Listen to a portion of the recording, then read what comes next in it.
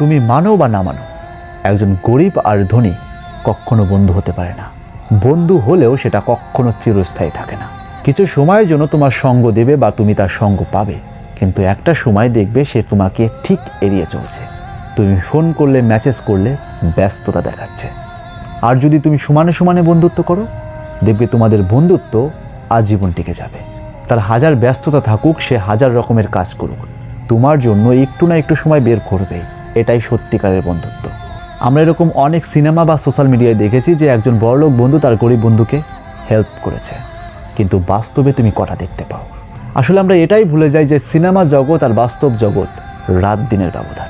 একটা সিনেমা পরিপাটিভাবে তৈরি হলেও একটা বাস্তবতা কিন্তু সেরকমভাবে তৈরি হয় না। তুমি মানো বা না মানো, বাস্তবতা তোমাকে মানতেই হবে।